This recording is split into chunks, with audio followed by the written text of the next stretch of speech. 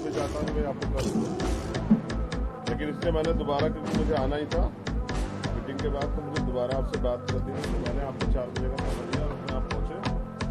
आप सबका धन्यवाद। और आपके मन में तो मुझे लेके बहुत सारे सवाल तो नहीं होंगे, एक ही सवाल होगा और आपकी दिलचस्पी होनी चाहिए क्योंकि उत्तर प्रदेश इलेक्शन है। लेकिन आपके सवाल का जवाब देने से पहले कुछ बहुत जिम्मेदारी की बात, क्योंकि मेरे लिए चुनाव ही राजनीति नहीं। हम लोग उत्तर प्रदेश में, और उत्तर प्रदेश में जो हो रहा है उस पर चर्चा होनी जरूरी है। तो 3-4 बुनियादी जो पिछले कुछ दिनों में जो मामले हुए हैं, मैं पहले उन पर अपनी बात रखूँ, फिर आपकी जो दिल का सवाल है ना, मैं उस पर भी जवाब दूंगा। तो पहला मामला है प्रयागराज का। और अंग्रेजों के समय में हमने सुना कि सामूहिक नरसंहार होते थे, लेकिन आजाद भारत में जहां ये एक सरकार बड़े दावे करती है कानून व्यवस्था के, गृह मंत्री आके मुख्यमंत्री की पीठ थपथपाते हैं, वहां 4 दलित समाज के परिवार के लोगों का सामूहिक नरसंहार हुआ। कैसे? पहले एक बच्ची और उसके मां के साथ रेप किया गया, फिर उनके 10 साल के उस बच्ची के भाई, उसके पिता की हत्या की गई, और सरकार को कोई दर्द नहीं। सरकार को, मैं तो नहीं समझता कि सरकार ने एक सिंगल स्टेटमेंट जो है इस मामले पे दिया हुआ। मुझे लगता है कि इस सरकार की नजरों में दलित जो है वो जानवर से बढ़कर नहीं है। अगर शायद 4 गाय मर गई होती तो हल्ला होता, लेकिन कोई हल्ला नहीं, बिल्कुल शांति है। तो इसका मतलब ये है कि उत्तर प्रदेश में दलित अपनी राजनीतिक पहचान खो चुके हैं, जिसका खामियाजा ये है कि उनकी हत्याएं हो रही हैं। 2-2 महिलाओं के साथ रेप और उनकी हत्या होती है। ऐसे मामले पे कोई ठोस कार्रवाई नहीं होती। और फिर बड़े बड़े दावे जो है ना, यूपी पुलिस और यूपी की सरकार गढ़ती है, उसकी सच्चाई ये है, बेटी बचाओ बेटी पढ़ाओ का सच, कि ऐसा तो शायद पूरे देश में कहीं नहीं हो रहा है जो यूपी में हो रहा है। दूसरा, आज जो सबसे महत्वपूर्ण हुआ, युवाओं की समस्या सबसे ज्यादा महत्वपूर्ण है, बेरोजगारी और युवा कि युवा क्या सोच रहे हैं। और युवा, क्योंकि 51% आबादी भी है, वो तय भी कर सकते हैं कि अगर उत्तर प्रदेश के युवा तय कर लें कि हमें सरकार बदलनी है या किसी की बनानी है तो बन जाएगी। यूपी टेट का आज पेपर था, पिछली कई भर्तियों की तरह आज वो पेपर भी लीक हुआ। अब मुझे लगता है सरकार को सुरक्षा व्यवस्था में प्लम्बरों की भी जरूरत है कि प्लम्बर भी लगा दें, जो पेपर कभी भी लीक हो सकता है। ये उत्तर प्रदेश की वो कानून व्यवस्था है जिसके खुदाई दावे जो है ना, और वो पूरे देश में उसके बैनर पोस्टर लगा के किए जाते हैं, जिसपे जितना खर्चा जो है ना सरकार वो माहौल बनाने में और अपना प्रचार प्रसार करने में खर्चती है। अगर वो इतना बुनियादी रूप से काम करती तो शायद ऐसा नहीं होता। पहले पेपर कैंसिल हो जाते थे, पेपर लीक हो जाते थे, फिर आरक्षण में घोटाले हो जाते थे। लेकिन अब देखिए, यूपी टेट में 21,65,000 बच्चों ने आवेदन किया। आंकड़ा ये है कि 18 लाख बच्चे आज अपना काम छोड़ के निकले। उनमें कुछ बच्चे जो हमें से भी हैं, वो बच्चे 1-1 महीने से 2-2 महीने से इस पेपर की तैयारी के लिए अपना प्राइवेट काम छोड़ के, अपनी मेहनत मजदूरी काम छोड़ के इसकी तैयारी कर रहे थे, एग्जाम की, घर आ गए थे। और वो किस तरह से उधार लेके किसी की गाड़ी मोटरसाइकिल रेंज करके पेपर की सेंटर तक पहुंचे और पेपर लीक हो जाता है। वो बच्चे जैसे आए थे, उनके सपनों को कुचल दिया जाता है, वो उनके विश्वास को तोड़ दिया जाता है और वो फिर वापस मायूस होकर लौटते हैं। ये उत्तर प्रदेश की सरकार की कानून व्यवस्था, और जो पारदर्शी परीक्षा कराएंगे और सबका साथ सबका विकास करेंगे और यहाँ न्याय होगा, ये इसका सच्चा उदाहरण आज आपके सामने है। अब वो बच्चे अपने घर लौटेंगे, कैसे पहुंचेंगे, कड़कड़ाहट ठंड थी, वो कैसे कहाँ रहे, सरकार को क्या पता। सरकार ने रोजगार दिया तो उनको पता भी है। तो उन बच्चों के लिए भी हमें सोचना चाहिए। मैंने अपील भी की थी ट्वीट के माध्यम से, मुख्यमंत्री तय करके पूछा था, ये बच्चे जब दोबारा परीक्षा देने आएंगे तो ये जो खर्चा होगा, 1 महीना जो ये घर रहेंगे, इसको कौन उठाएगा। माँ बाप ने अब तो उधार लेके या मेहनत मजदूरी करके अपनी पेट काट के दे दिया, फिर दोबारा कैसे होगा सर। तो मुझे लगता है कि मुख्यमंत्री इस पर ठोस कदम उठाएंगे। वो बच्चे कहाँ रहेंगे, ये सरकार की फेलियर है, सरकार की नाकामी है, सरकार जनशक्ति की नाकामी है। और सरकार ये ना कहे सॉल्वर गैंग तो वो अधिकारी कर्मचारी और नेता जिन्होंने पेपर लीक कराया। तो बीजेपी के लोग अपने चहेते लोगों को नौकरी देने के लिए ये कर रहे हैं, और ये जब इसकी भर्तियों की ठोस जांच होगी तो पता लगेगा, इसमें कई बीजेपी के मंत्री पकड़े जाएंगे। और हमें तो ये भी कहना पड़ेगा, शिक्षा मंत्री जो कर रहे हैं उसका खामियाजा उत्तर प्रदेश के युवा भुगत रहे हैं। इसी कड़ी में 69,000 शिक्षक भर्ती का मामला लंबे समय चल रहा है और ये परीक्षा का दूसरा चरण है। पहले वैकेंसी नहीं आती, फिर भर्तियों में पेपर लीक होते हैं, उसके बाद जो दलित पिछड़े वर्ग के बच्चे हैं उनकी जो भर्तियां हैं, उनकी जो संवैधानिक नियुक्तियां हैं, उनको रोकने के लिए घोटाले होते हैं। 69 शिक्षक भर्ती के बच्चे बैठे हुए हैं। हमने तय किया कि बहुत हो गया, 161 दिन हो गए उन्हें। अब मुख्यमंत्री आवास का घेराव हम लोग करेंगे, क्योंकि यही राजनीति है कि उनके हक अधिकार उनको दिलाना। अगर ये हम नहीं दिला पाए तो हमारी राजनीति बेकार। 69,000 शिक्षक भर्ती के बच्चे सर्दी पड़े, मुख्यमंत्री थोड़ी सी अगर शर्म बची हो और अगर वो दलित पिछड़ों के हितों की बात करते तो उन बच्चों को न्याय दें। और मुझे विश्वास नहीं, क्योंकि उन्होंने पिछली बार के आंदोलन जब विधानसभा घिराव तो वादा किया था कि 15 दिन में करा देंगे, नहीं करा। तो झूठ की पराकाष्ठा सरकार बच चुकी है, तो इनसे कोई उम्मीद नहीं। और कल रात मैं आलमनगर स्थित एक राजकीय आश्रम पद्धति बालिका विद्यालय है, मुझे खबर आई रात 1 बजे की बच्चियां वहां सड़कों बैठी हैं, क्योंकि वहां फूड पॉइजनिंग का मामला हुआ। 10 से 20 बच्चियां जो है अस्पताल में भर्ती कराई गई। और जब मैं वहां पहुंचा रात को 2 बजे हमारी टीम के साथ, तो 250-300 छोटी छोटी बच्चा जो 6 से 12 क्लास तक की है, वो सड़कों बैठी थी। एक और छात्रावास के बच्चे वहां बैठे छोटे छोटे, और वो किसी को सुनने को राजी नहीं थी। फिर उनको मेरे बारे में पता लगा, मैंने उनसे बात की, मैंने उनकी मांग सुनी। वहां के अधिकारी मौजूद थे, उस क्षेत्र के SDM, तहसीलदार, ACP में वो भी मौजूद थे। और मैंने अपने विश्वास पे उन बच्चों को वहां से भेजा कि आप चली जाइए, आपकी मांग पूरी हो। तो उनकी मांग ये थी कि वहां घटिया खाना परोसा जाता है, खाने में कीड़े आती हैं, हड्डियां आती हैं, खाने में जो है वो खाना कच्चा होता है, बच्चों में बीमारी बढ़ रही है। वहाँ स्कूल जो फिजिक्स और केमिस्ट्री के टीचर्स नहीं है, इंग्लिश के टीचर्स नहीं है, उन बच्चों के साथ जो है ना भेदभाव होता है और उनको झूठे आरोप लगा के उनको प्रताड़ित किया जाता है। ये सच्चाई है उत्तर प्रदेश में, जिसकी जो है ना बड़ी बड़ी तारीफें जो है प्रधानमंत्री और गृह मंत्री जी करते हैं। तो ये 4 मामले बहुत इंपॉर्टेंट है। यही राजनीति है कि इन विषयों पे चर्चा हो और इनमें न्याय हो। उत्तर प्रदेश सरकार न्याय नहीं करेगी तो मैं खुद लखनऊ आ गया हूँ, मैं कल भी लखनऊ रहूंगा। और मैं अगर आज शाम तक 4 बजे का समय लिया था, प्रशासन ने कार्रवाई नहीं हुई, बच्चों की मांग पूरी नहीं हुई, तो मैं वहीं जाकर धरने बैठूंगा। हम अपनी टीम से तय करेंगे, क्योंकि अब उन बच्चों को, क्योंकि रात को 1:30 बजे अगर उनके साथ कुछ हो जाता, कौन जिम्मेदार लेता?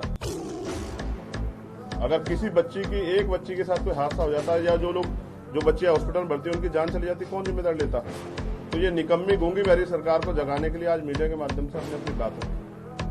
अब आपका जो एक सवाल है, एकमात्र सवाल, गठबंधन, उत्तर प्रदेश में चुनावी राजनीति, किसके साथ जाएंगे, किसके साथ नहीं जाएंगे, मैं उस पर स्पष्ट कर दूं कि देखिए, पार्टी ने तय किया कि हम गठबंधन करके चुनाव लड़ेंगे। पार्टी ने ये तय किया है कि भारतीय जनता पार्टी को रोकने के लिए हम लोग गठबंधन करके चुनाव लड़ेंगे। इसी कड़ी में हम सभी लोगों से मिल रहे हैं। अब मुलाकातें तो पहले भी हुई हैं, आगे भी होंगी, लेकिन जब तक कोई ठोस बात नहीं हो जाती, तय नहीं हो जाता, तब तक मैं इस पर कोई ज्यादा बात आप लोगों के सामने नहीं रख सकता। क्योंकि मुलाकातों के दौर सबसे चल रहे हैं और उन मुलाकातों का अगर फायदा ना हो तो उसका कोई पॉलिटिकल माइलेज या पॉलिटिकल वो बनता नहीं है। हम पे बहुत सारे बाउंडेशन है। जिस समय कोई चीज फाइनल हो जाएगी तो आप मीडिया के माध्यम से पूरे उत्तर प्रदेश देश को बताना पड़ेगा। तो मुलाकातें तो होती हैं और मुलाकातें होती रहेंगी, और जब कुछ फाइनलाइज होगा तो मैं इस पर खुल के प्रेस नोट देके अपनी बात रखूंगा। मैंने कहा ना, जब तक कुछ फाइनलाइज नहीं हो जाता, राजनीतिक मुलाकातों का कोई बड़ा मतलब तभी बनता है जब चीजें फाइनलाइज हो जाएं। तो जब तक कुछ फाइनलाइज नहीं हो जाता, मैं ऐसी मुलाकात को मुलाकातें नहीं मानता। देखिए, जिनको डिमांड बतानी थी ना, उनको डिमांड बता दी। तो जैसे डिमांड पे आगे कुछ बात बढ़ेगी, विश्वास कीजिए कि आपको तो बताएंगे। भाई आप ही तो दिखाएंगे, आपके करोड़ों व्यूवर्स है, तो जनता तक कैसे जाएगी बात? आसानी से आपके द्वारा ही जाएगी, तो आपको बताना पड़ेगा। और आपके बिना चलेगा नहीं काम। बस आपसे भी निवेदन है कि किसी भी दल को रूट लेवल पर जाए बगैर हल्का छोटा बड़ा ना नापिए। चुनाव है, जनता तय करती है। अगर 51% युवा अपने अधिकारों के लिए एक युवा के साथ खड़ा हो गया, तो उत्तर प्रदेश में वो राजनीतिक परिवर्तन होगा जो अभी नहीं हुआ।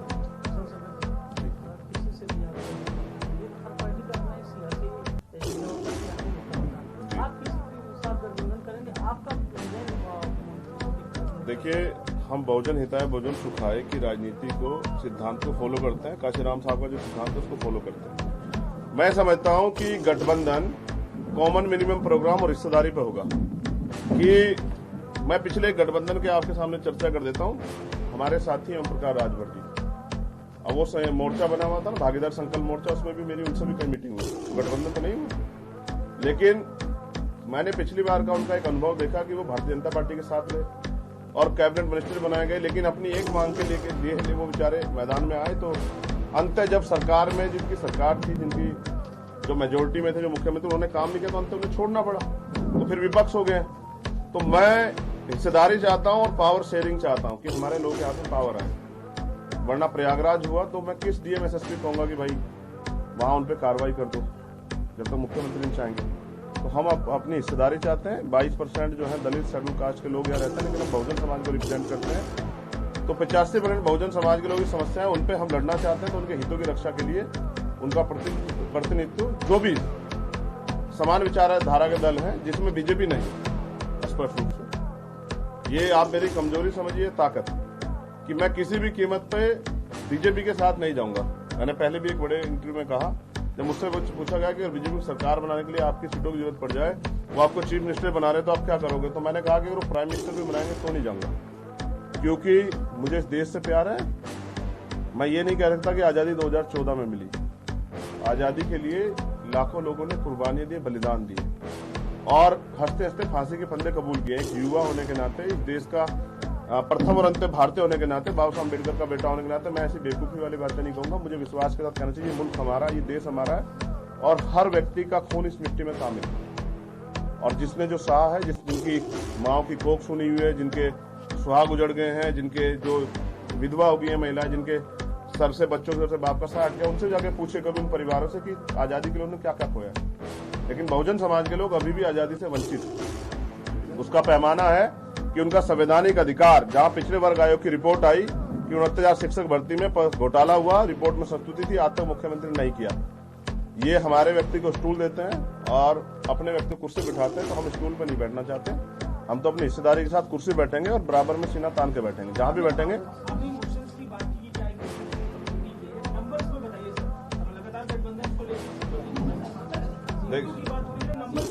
नंबर्स बता देंगे, मैंने कहा ना, नंबर जिनको बताने उनको बता दिए। मैंने क्या कहा आपसे, देखिए सुनिए ना, जब आप एक बिल्कुल काशीराम साहब का एक सिद्धांत है, जिनसे संघर्ष होता है उनसे समझौता नहीं होता, जिनसे समझौता उनसे संघर्ष नहीं होता। तो नंबर्स तो एक इतनी छोटी सी कड़ी है ना, जब आप भाजपा को रोकने के लिए जाते हैं तो नंबर्स पे नहीं लड़ते हैं, लड़ाई कुछ और।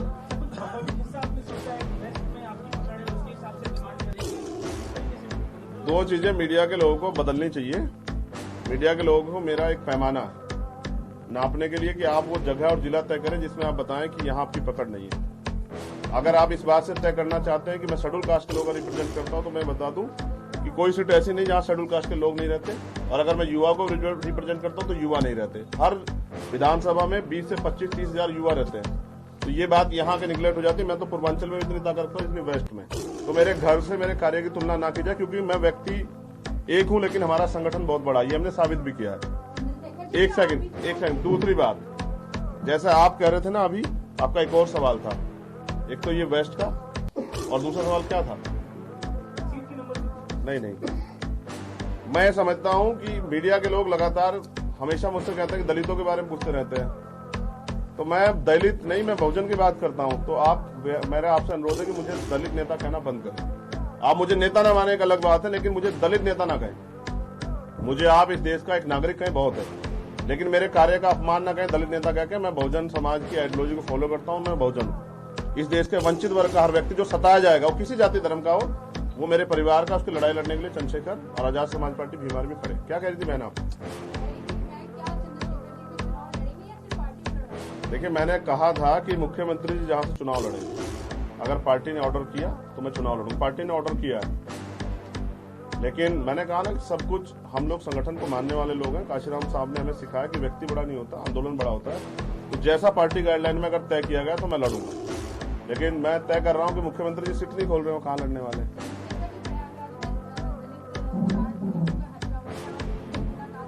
जी, हमारी टीम पहले दिन से वहां लगी हुई है और उसमें मुकदमा भी दर्ज हुआ है। लेकिन तकलीफ इस बात की है कि मुख्यमंत्री या सरकार के लोगों को महसूस नहीं हुआ कुछ हुआ। 4 दलितों की हत्या तो ऐसा लगा जैसे कागजों में हमने अखबार में कुछ पढ़ा और फिर उसको मिटा दिया। तो ये तो रोज हो रहा है, चाहे वो मैं तो आज ही जाता, एक अर्जेंट मीटिंग में चला गया, इस वक्त नहीं जा पाया। आपके साथ राजभर जी रहे हैं, शिवपाल जी भी रहे हैं, दोनों का जी। और अब आपका क्या लगता है कि आज भी आप कहीं ना कहीं मुलाकात हो रही है, तो ये माना जाए कि फ्यूचर आप समाजवादी पार्टी के साथ जाते थे तो पे बात नहीं हुई आपकी? मैं फिर वही आपसे कह रहा हूँ ना, मैं आज आपसे कोई बात कह दूं, कल मैं उस पर खड़ा न रहूं तो आप क्या कहेंगे कि चंद्रशेखर तो अपनी बात से फिसल जाते हैं। तो चंद्रशेखर की बात का भरोसा नहीं। मैंने आपसे कहा जब कुछ तय हो जाएगा, मैंने कहा ठोस कि भाई ये तय हो गया, तब मैं आपको बिल्कुल क्लियरली बताऊंगा कि भाई ये तय हुआ है। जब नहीं होता तय तो वो बहुत बुरा है। इसलिए मैं झूठ के साथ नहीं खड़ा हूंगा। मैं एक नौजवान हूं और मुझे लंबे समय तक इस आंदोलन को चलाना है, तो मैं झूठ के सहारे नहीं खड़ा हूंगा, मैं सच के सहारे खड़ा हूंगा। जब कोई ठोस बातचीत हो जाएगी तो मैं मीडिया के लोगों को बहुत सबको बताऊंगा। मैंने कहा ना, जिससे भी बात हो जाएगी, बीजेपी को छोड़ के मेरी किसी से कोई लड़ाई नहीं है, और बाकी लोगों से लड़ाई है तो लड़ाई नहीं, हिस्सेदारी की बात है। जहाँ हिस्सेदारी मिलेगी हम लोग बात करेंगे। धन्यवाद। मैं नकार दूं, मैंने भाई साहब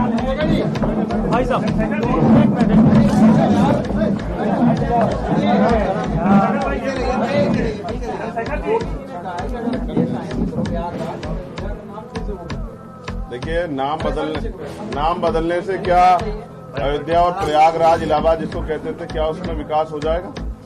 मैं नाम बदलने की सियासत ज्यादा काम की सियासत को तवज्जो देता हूं, और मुझे विश्वास है कि जो मेहनत करेगा वही आएगा, और हम लोग मेहनत कर रहे हैं। मैं फिर कह रहा हूं ना, मैंने आपके सवाल के साथ ही कह दिया।